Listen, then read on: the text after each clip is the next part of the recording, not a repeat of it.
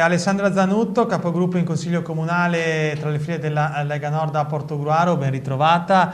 Abbiamo parlato nel corso di questa settimana della rotonda di San Giovanni, ma... Bene. La rotonda di San Giovanni, esatto, 30 secondi. La rotonda di San Giovanni, a me piace dire che i cittadini sono venuti veramente a dare pareri confortevoli, soprattutto perché il traffico è più fluido, e per quelli che prima arrivavano dall'ospedale e non riuscivano mai a dimettersi verso la strada, ora finalmente hanno la possibilità.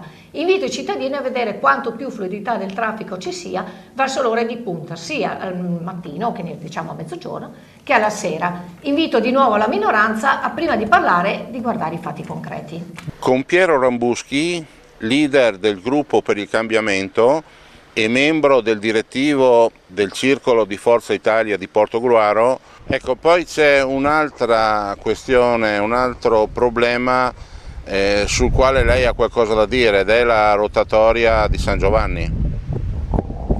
Sì, la rotatoria di San Giovanni non è un qualcosa che solo io ho qualcosa da dire, ma ci sono tutti, lo dico tutti, non quasi tutti, tutti i cittadini di Portogruaro che dicono che quella è una rotatoria inutile semplicemente per il fatto che le due strade che si immettono, quella di San Giovanni non esce nessuno, la strada via Zappetti arrivano sì o no 10 macchine al giorno, non vedo perché si deve fare una rotatoria quando a 150 metri c'è quella di Sant'Agnese, a 200 metri c'è quella di Via Trieste, quindi è una spesa inutile. Per di più, quando si sente o oltre a sentire, si legge sui giornali che quella rotatoria alla fine verrebbe a costare dei 250.000 euro iniziali fino a 400.000 euro, questa è